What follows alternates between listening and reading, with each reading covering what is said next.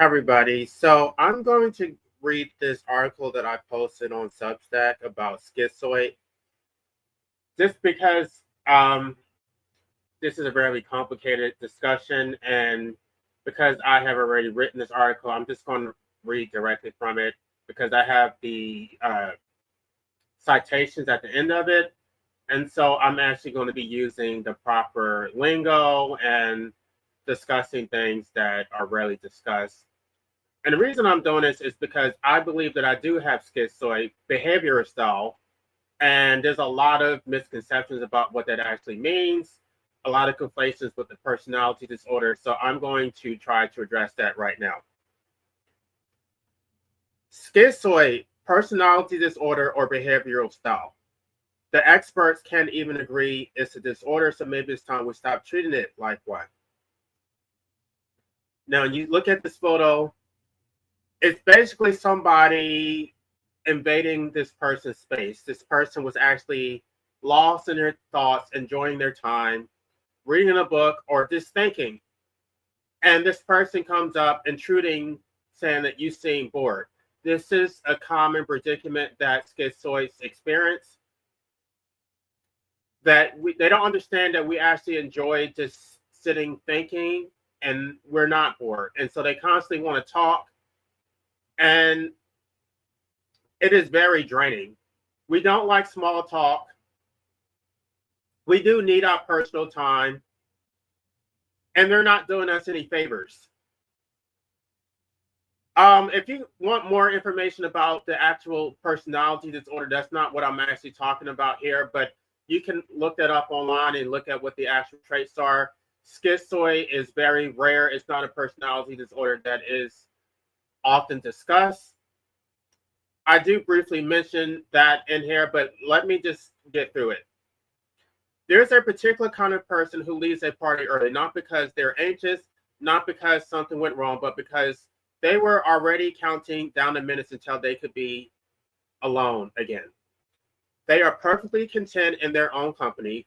They do not experience loneliness the way most people do.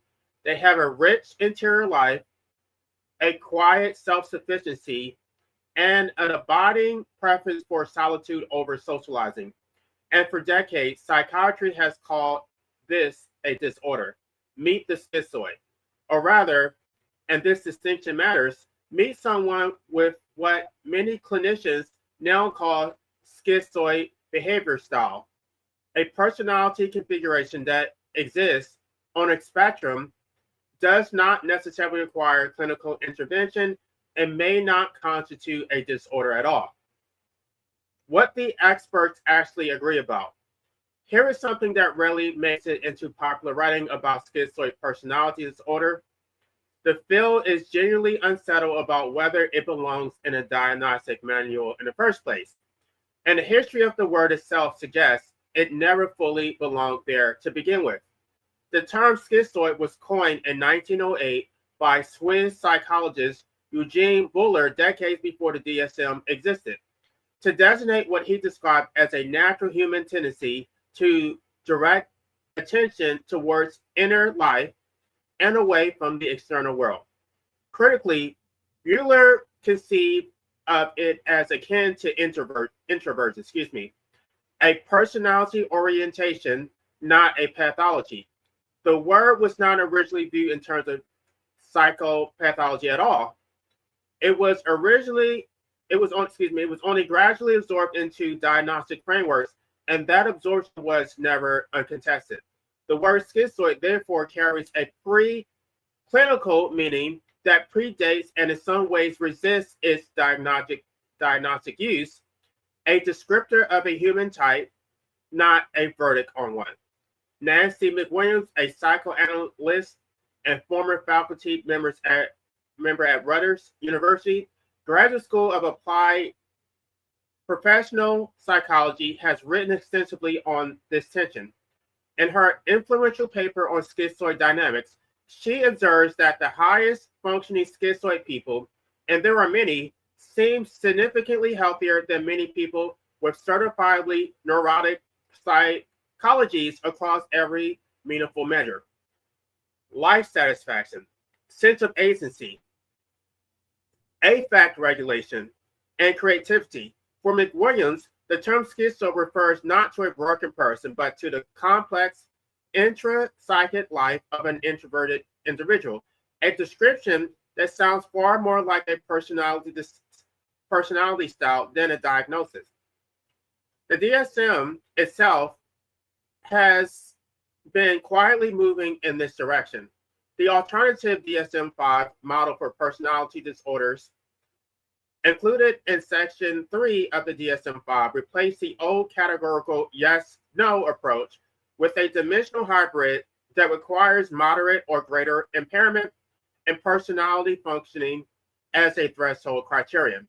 In practical terms, this means that if someone with schizoid traits is living, working, and functioning without significant distress to themselves, they may not meet the diagnostic bar at all.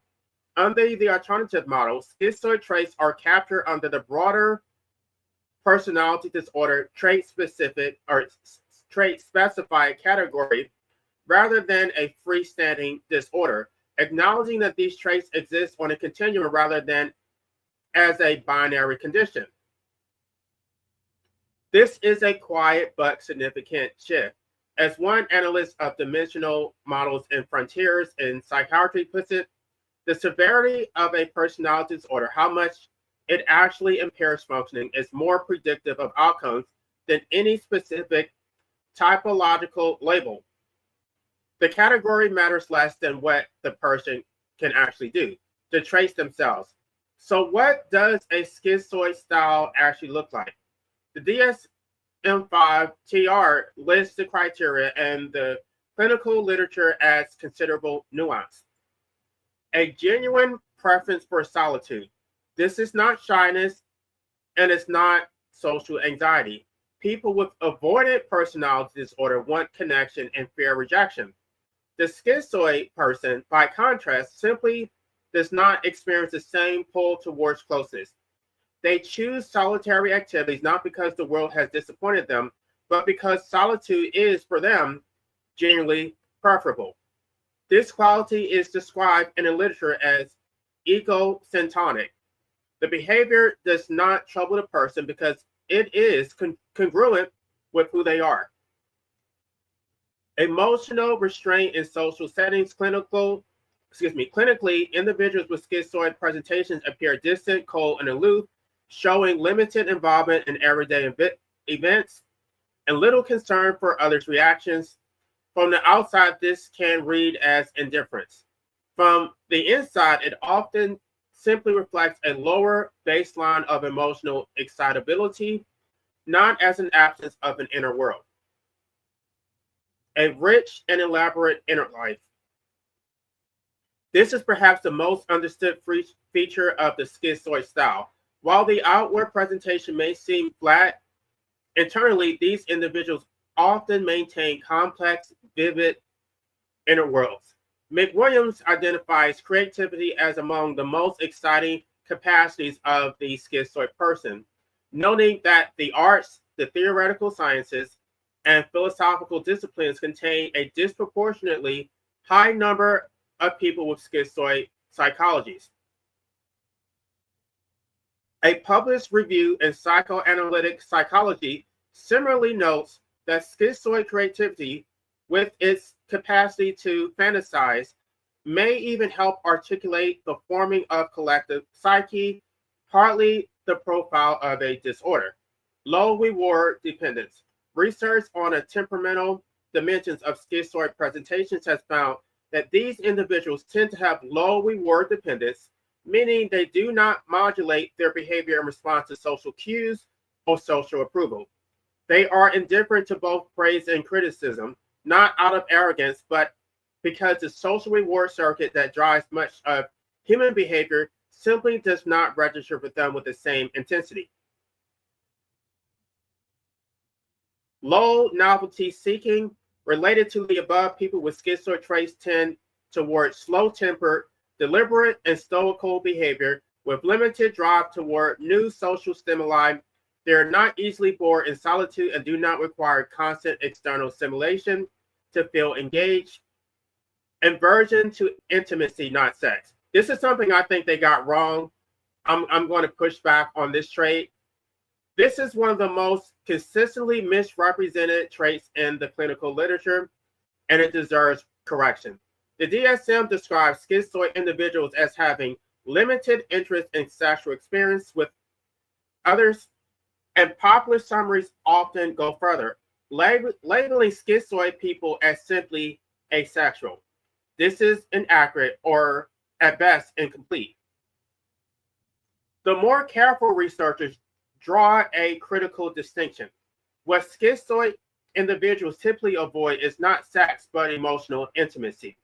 The vulnerability, self-disclosure, and sustained emotional exposure that close relationships demand. Sex that is non-intimate, casual, or compartmentalized, compartmentalized does not necessarily conflict with a schizoid orientation at all. As scholar Salman Aster has argued, the overt and covert dimensions of schizoid sexuality can coexist. The same person who appears indifferent to romantic relationship may seek out sexual encounters precisely because they can be physical without being emotionally engulfing. The clinical literature on this is notably thin. Schizoid sexuality is among the least studied areas in the entire personality disorder field, which means the asexual label has been repeated far more confidently than the evidence warrants. What schizoid people avoid is the expectation of emotional merger that tends to accompany sex and conventional relationships. The vulnerability, the dependency, the obligation to be truly known by another person. As Gutterson's clinical work establishes, as Guttripp's object relations framework elaborates, it is not people that schizoid individuals want to avoid, but emotional expectations, intimacy, and self-disclosure. Remove those requirements and the picture changes considerably. The literature, in short, needs to catch up to the lived experience. Asocial, not antisocial, a crucial distinction. One of the most persistent and damaging misconceptions about schizoid individuals is the confusion between being asocial and being antisocial. These are not the same thing, and conflating them does real harm. Antisocial personality disorder is defined by a chronic pattern of disregarding and violating the rights of others, manipulation, exploitation, aggression, and a conspicuous lack of remorse. It is a condition oriented toward the social world, just destructively so. The antisocial person is deeply engaged with other people, they simply use them. The schizoid person is something else entirely. They are not against people. They are simply not particularly oriented towards them. Where antisocial means acting against society, asocial means existing at its margins by preference, not with hostility, but with indifference. There is a rarely impulsively or destructive behavior in a schizoid presentation because there is no interest in harming others any more than there is interest in communicating with them. In fact, because schizoid individuals tend to not experience or express strong emotions, they rarely get angry or feel hatred even when provoked.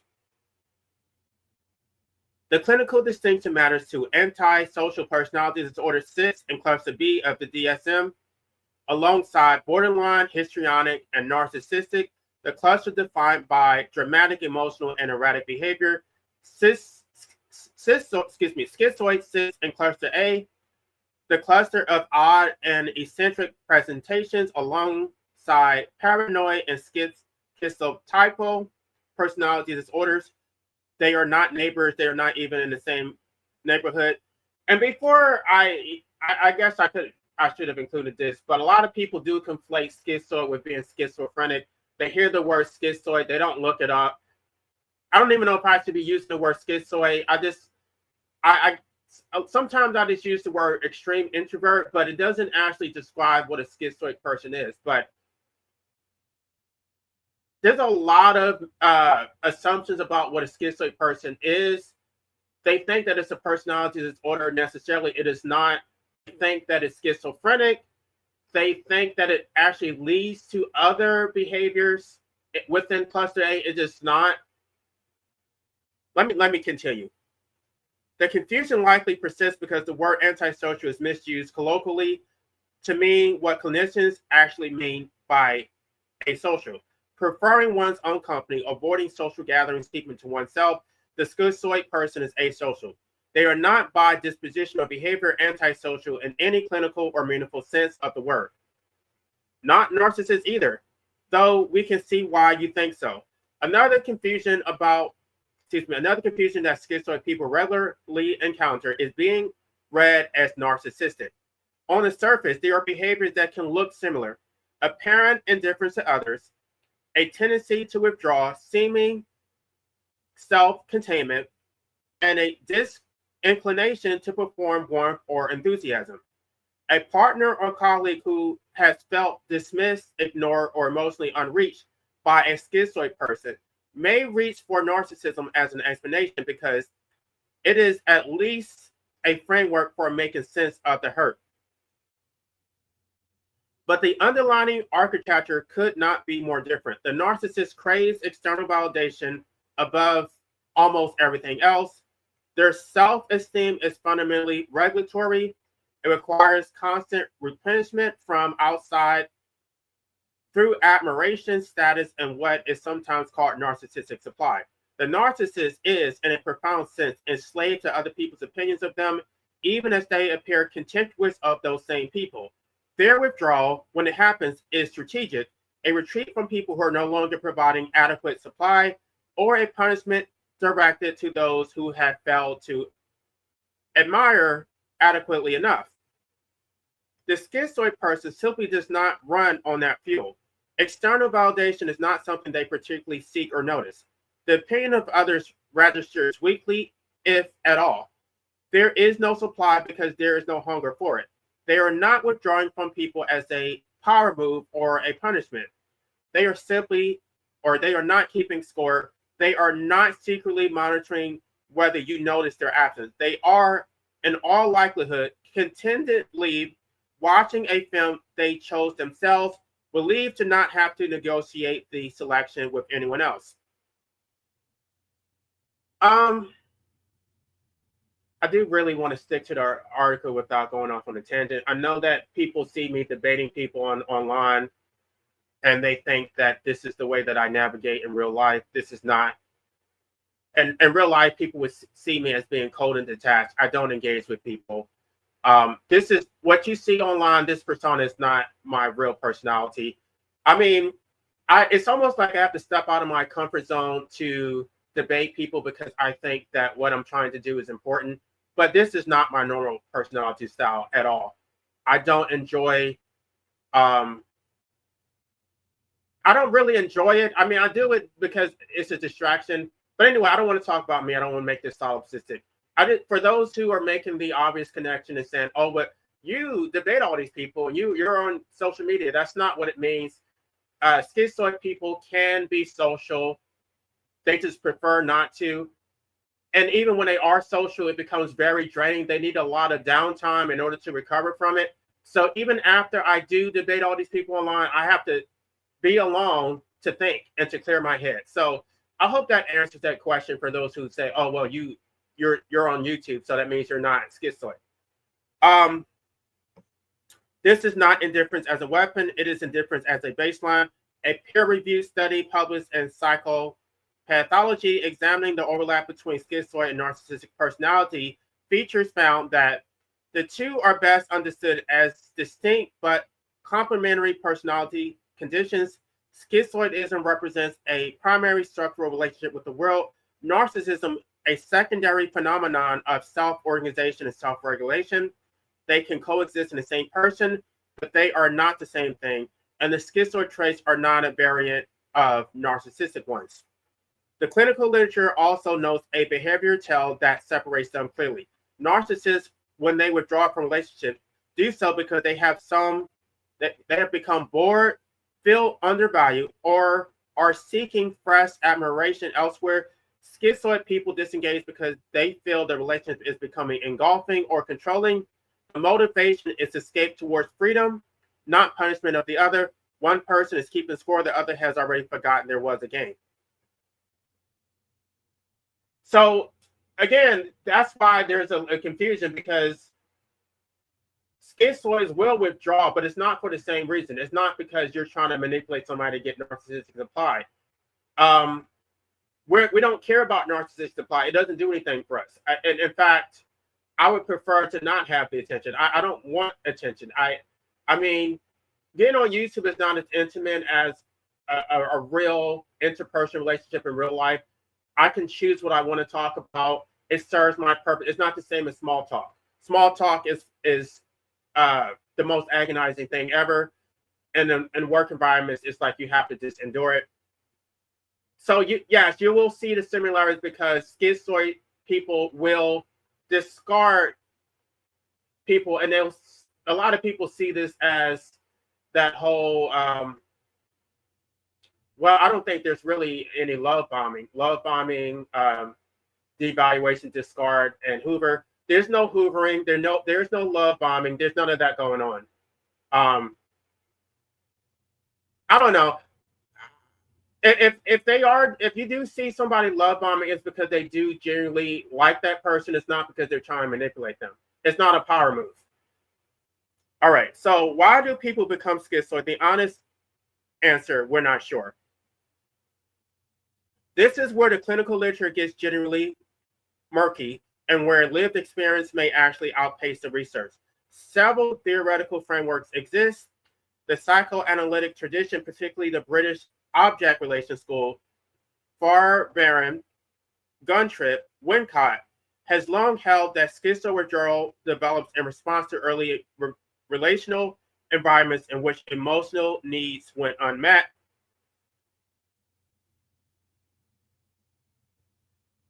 When caregiving relationships are experienced as unreliable, engulfing, or painful, the developing person learns to seek safety inward rather than outward.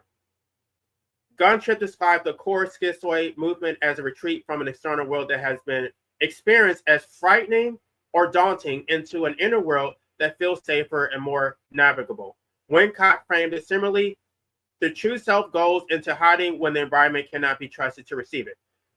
Now, again, the literature is very scarce in this area. They don't know what causes the so-called behavior of the personality disorder of schizoid. Just based on my own lived experience, I would say this because I never got my emotional needs met externally. I always felt that I had to put other people's needs first. Anytime I wanted something, I was always told to not focus on my needs and put other people's needs first. So I just retreated. It's just like, if you want to go to watch a movie and somebody else doesn't want to see the movie that you want to watch, you can just go watch the movie by yourself and do what you want to do instead of having to compromise and sacrifice all the time. And so that's why I prefer to do a lot of solitary activities. I don't like group settings, because every time I'm in a group setting, I have to constantly compromise and cater to other people's needs. Now, the literature doesn't say this, but this is my own theory for why I became schizoid, why I developed those traits. I grew up in a very abusive household, two narcissistic parents, and my emotional needs were never met. So I would just go to my room, watch TV, read a book. I would come outside and play with kids every once in a while, but usually I was by myself doing my own thing. So it became more pronounced like in high school. Anyway, I don't want to make this all about me, but if you were to look at I was very popular in high school. I had a lot of friends, but I would still retreat and still spend a lot of alone time. But anyway, let's not talk about me. I'm just trying to relate to someone who has experienced it. I'm trying to give you my lived experience. From an object relations perspective, the clinical literature suggests that attachment difficulties in early life can lead to an intense fear of intimacy that persists into adulthood, with withdrawal developing as a characterological defense rather than a situational one. Emotional abuse and neglect in childhood have been associated with schizoid traits in multiple studies. Again, you can go read the footnotes here. There are also genetic and constitutional dimension. Sula Wolf, who conducted an extensive longitudinal research with schizoid children, argued that schizoid personality has a constitutional and probable genetic basis, meaning some people may simply be born oriented this way prior to any environmental influence. The current consensus, such as it is, points to an interaction between genetic and predisposition and early experience, with neither alone being determinative. What the research does not do well is capture the subjective logic of the schizoid orientation, the internal reasoning, the preference structure, the lived experience of finding solitude generally preferable rather than merely less painful. And this is worth naming honestly. Schizoid personality disorder is one of the least studied presentations in the entire diagnostic literature.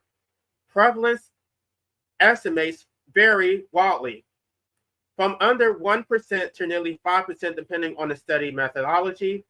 And the condition is rarely encountered in clinical settings precisely because schizoid individuals do not seek treatment.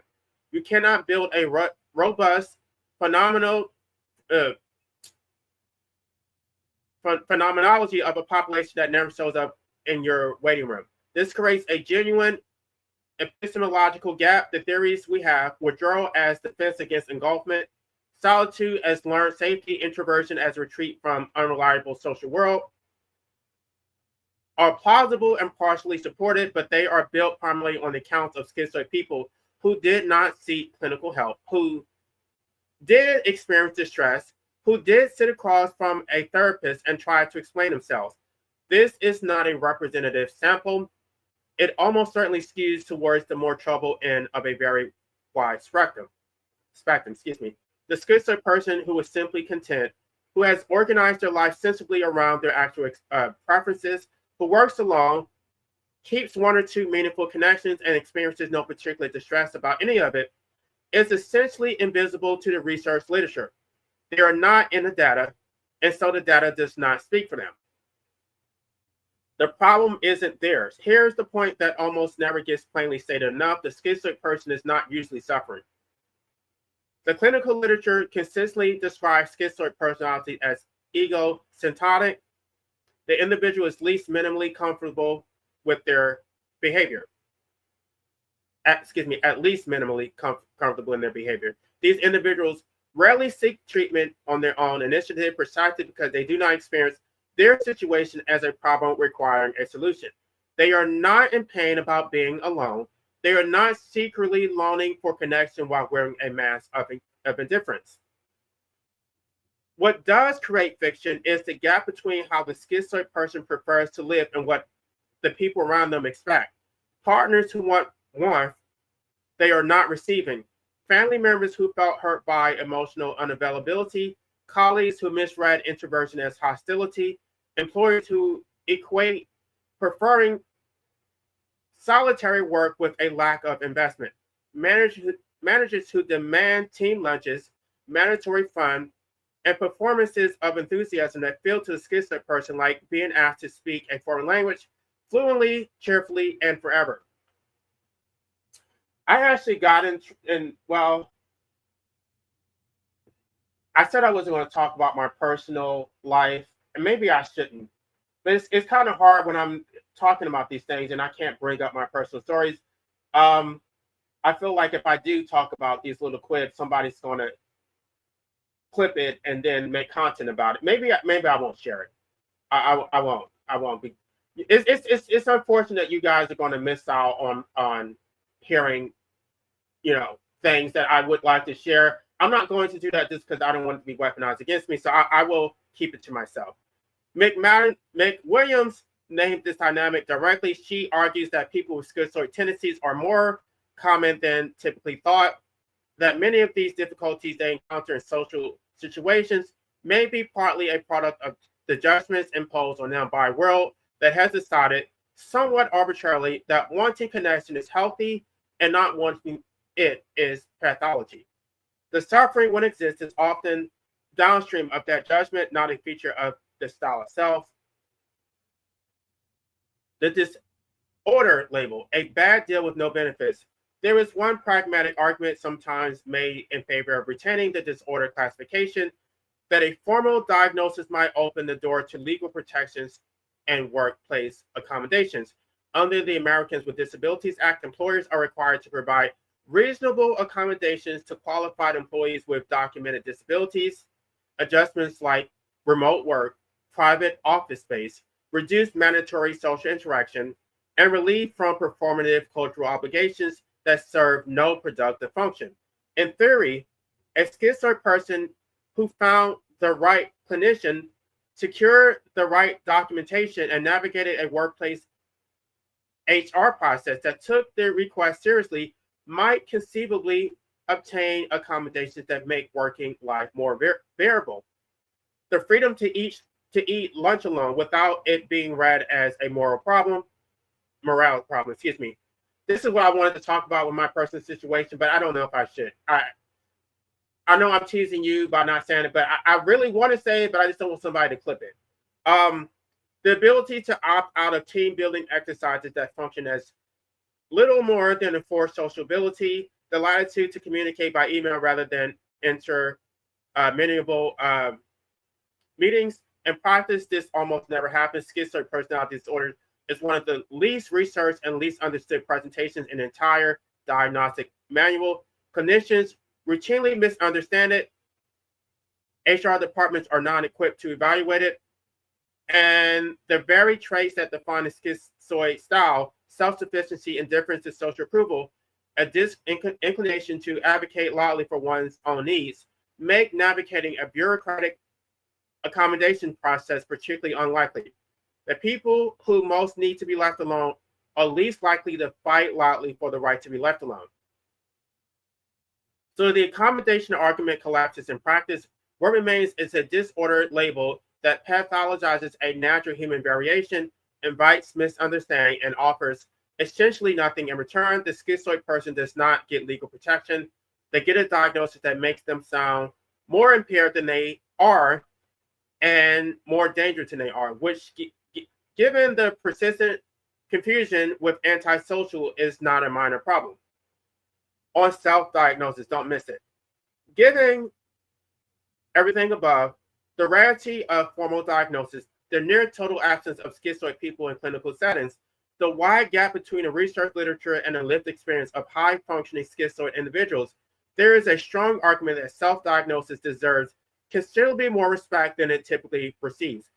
Schizoid personality disorder is one of the least prevalent personality disorders, and the data on it is strikingly inconsistent. Prevalent estimates range between 0 to 4.9 across different epidemiological studies, and the American Psychiatric Publishing textbook of personality disorder notes explicitly that high-quality multi-population studies are lacking. Part of the reason the numbers are so unreliable is structural. The condition is uncommon in clinical settings precisely because schizoid individuals do not seek treatment due to the very nature of their presentation. They are not in a waiting room. They are at home perfectly fine, unbothered by the fact that no one has diagnosed them. The clinicians who are most familiar with the presentation are those who have actively sought it out. It is a condition that announces itself in a psychiatry practice. Many clinicians have encountered it, rarely or never. This creates a situation in which a thoughtful person who has spent years observing their own patterns, reading the literature, and recognizing themselves clearly in the clinical descriptions may actually have more accurate self-knowledge about their own schizoid psychology than a clinician who has seen the presentation twice and primarily through the lens of distress. What I will say is that if you don't get your alone time, if you can't be left alone and you're constantly inundated with other people's I don't know, their desire, like they're projecting their desires on you. You never get that time to think. if you never get your space, you're probably going to have a breakdown. Whereas other people need constant external validation, schizoid people need their alone time.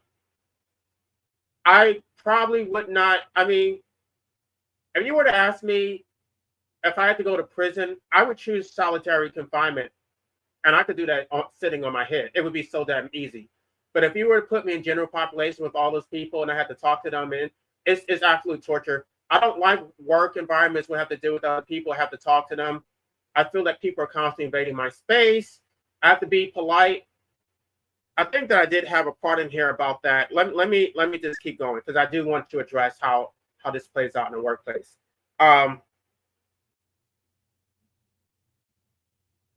The argument that self-diagnosis should be dismissed because it lacks clinical authority rings particularly hollow here when the clinical authority itself is built on unrepresentative and narrow database.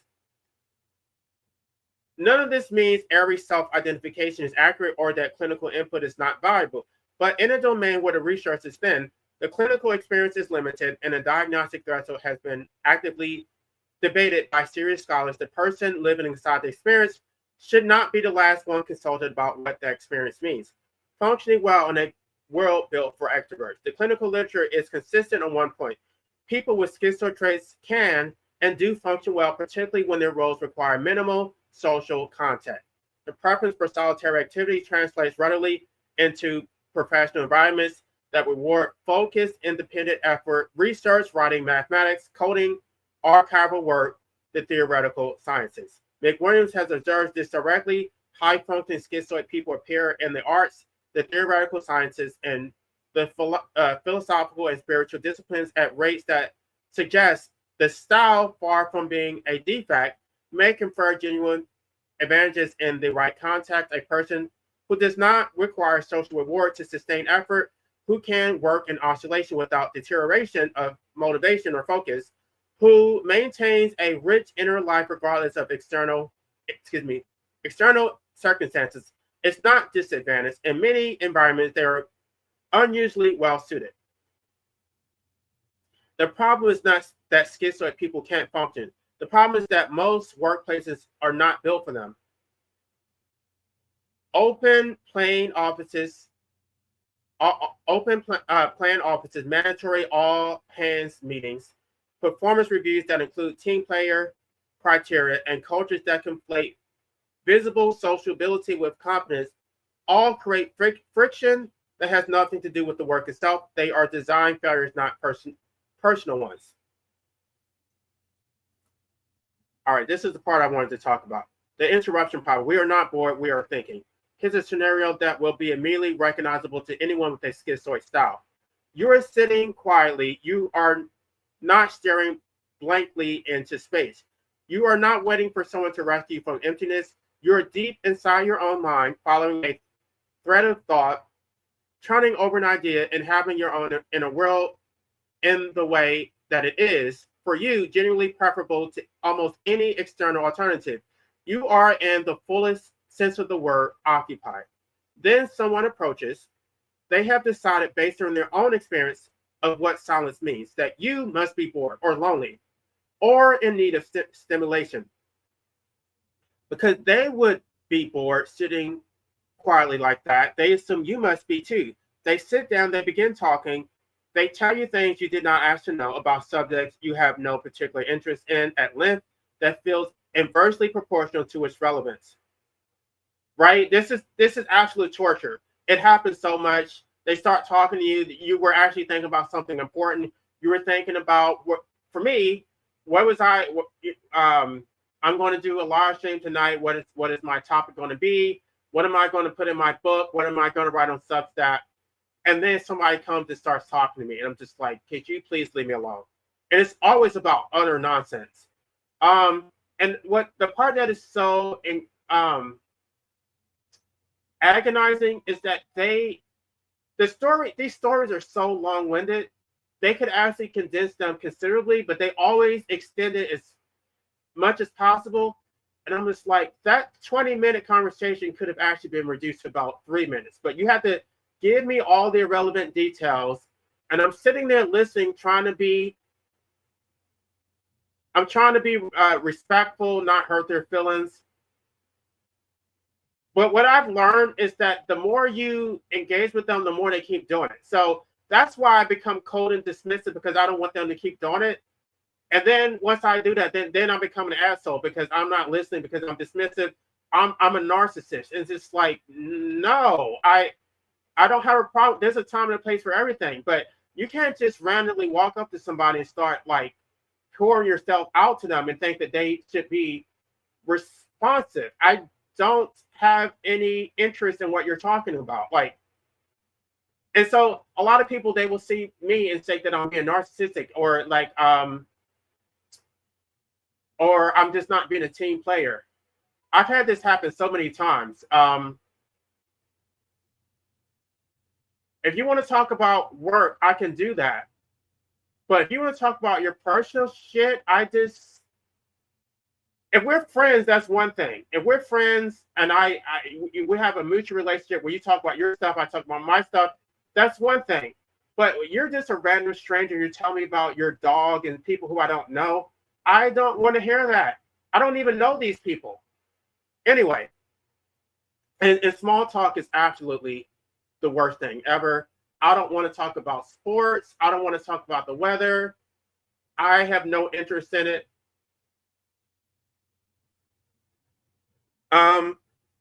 This is actually okay. Let me keep going.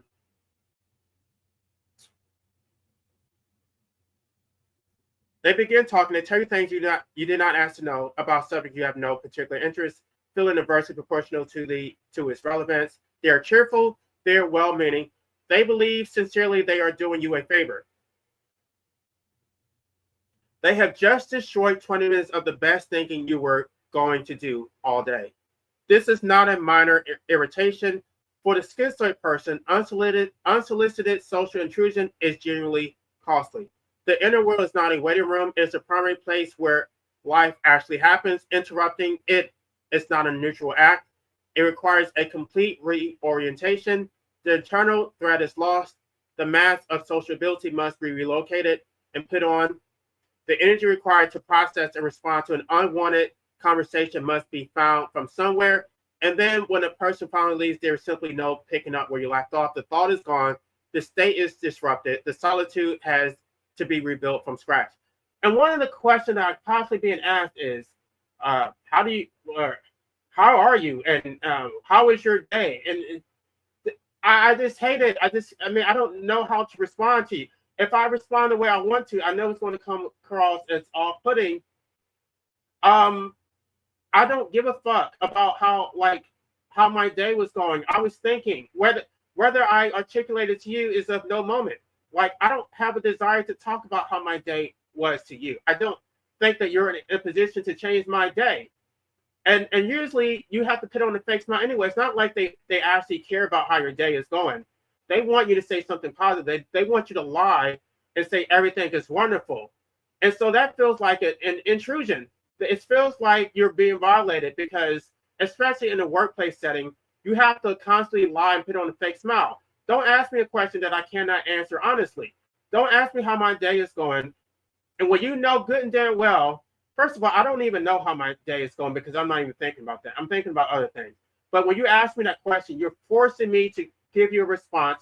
And because I don't like lying, I know a lot of people lie like the air that they breathe. I don't like lying. So if I have to lie and tell you that my day is great when it's not the truth, I do feel violated. I can't tell you the truth. And I might not necessarily be depressed. I'm not always depressed, but whatever. I may be in a neutral state, but I don't know. I don't know how I'm feeling. I don't know I don't have an answer for you. But I have to come up with an answer anyway. So it's so exhausting. Just leave me alone.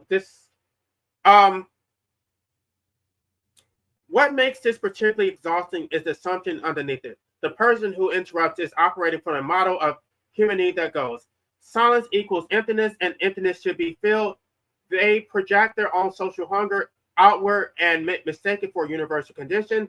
The fact that you did not invite the conversation, that your body language was not broadcasting availability. They never pay attention to your body language. They never pay attention to the fact that you're actually trying to end the conversation. They never pay attention to the fact that you're giving short one-word answers. You're yes, no, that you're not interested. They just keep talking. Will you please shut the fuck up?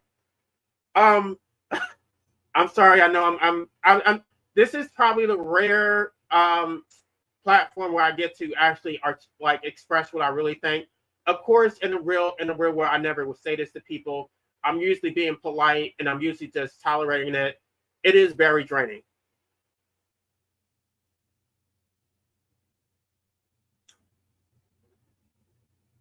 Let me read it. The fact that you did not invite the conversation, that your body language was not broadcasting availability, that you were visibly settled and self-contained, none of this registers because in their framework, a person sitting alone must want company.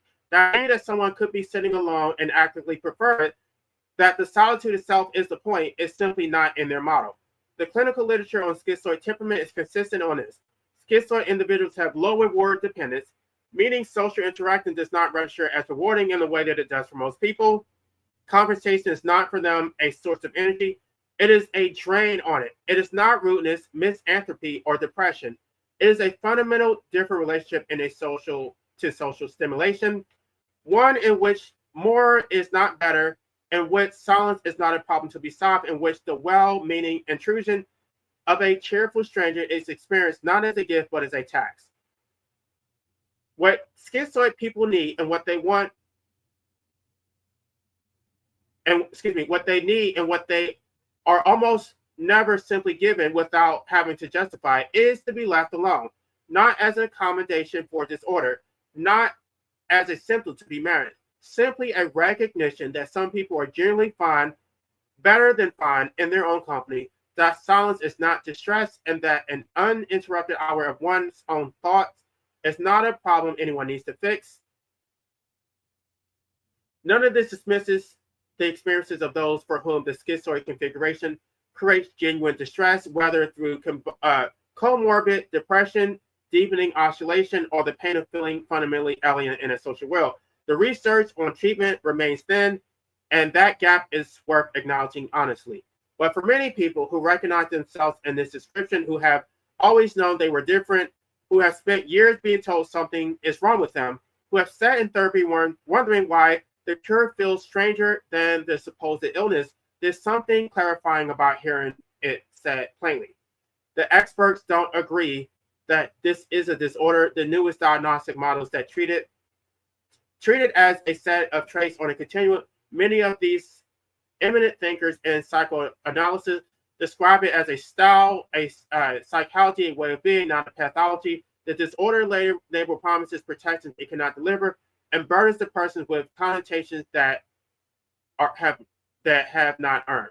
They have not earned. What I wanted to say, which I guess I wish I could have put in here, another reason that they think that is they assume that it's narcissistic personality disorder because they think that we're wearing a mask. They know that we're not being real. They know that it is performative. It's not the same thing as a narcissist. Yes, I'm being polite because I don't want to offend you. I don't want to hurt your feelings. But it's not a mask. It's not as if I'm being someone fake to manipulate you. I really put, to be completely honest, I would prefer to be real.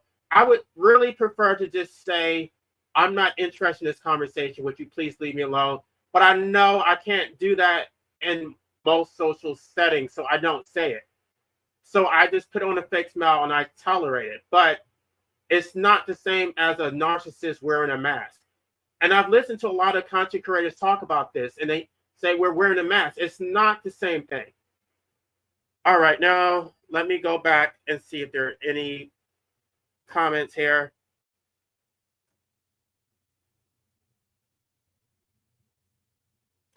The link for what? You mean the link for my article on Substack? That's in the description. And let me go back to the top. Hi. Yeah, well, because if you are an introvert, then basically living life, your daily life can actually be torture. It's the opposite of what most people experience. Most people experience depression when they are lonely. people like me, we experience the opposite. When we can't be left alone, that is very depressing. It's very draining. Um, I have never been depressed when I was alone. I have always been depressed when I was around a whole bunch of other people. And all the drama on YouTube, I'm kind of, it's not as if I actually care. It's not as if it actually affects me. But people have taken it beyond personal. I would prefer to ignore it. But this is how you can tell the difference. Those people who are well, I mean, not those people. That one, well, it's actually two people now. The two people who are trying to get my attention, they are enjoying this shit. They're enjoying this back and forth. I may do it just because, I don't know, they're talking shit and they're harassing me. It's like, I really, in one way, I feel that if I respond, if I just humiliate them enough, they'll just fucking leave me alone. But they're not operating on the same model that I am. Their framework is different. They first of all, they're masochistic, and then secondly, they're actually enjoying it. So if I actually roast somebody and bring up their name, this person, this stalker, is actually getting narcissistic supply out of that shit. I know, just because I've looked at that, I've listened to Dr. Romney and all these other experts. The best thing is to go no contact, go gray rock, and just ignore them. I know that. I know that he's getting supply by me even responding to him. But at the same time, the motherfucker just won't leave me alone. And then all these people keep tagging me and shit. And it's not that I care, but it is disruptive because even when I do these live streams, people will bring him up. It's like, I would prefer to not talk about him. He doesn't exist to me. He's a nobody. And I know he's going to make content about this anyway.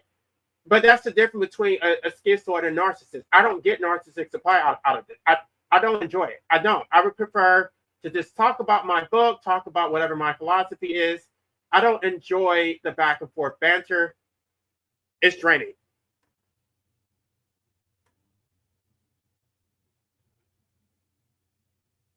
What do you mean by that? I don't know. Okay, I don't know what you mean by that. Can you clarify that? So, like I said, the schizoid, again, I'm going to use it how it was originally used. The behavioral style is extremely rare. The literature is very lacking. So I would ask anybody in the audience if they were schizoid, but I'm probably correct to assume that very few people in the audience are schizoid or even know what it means. I mean, it's not even something that is discussed very often. I know when I first started talking about it, people thought I was saying I was schizophrenic. I'm not saying that I'm schizophrenic. It's completely different. And that's another thing.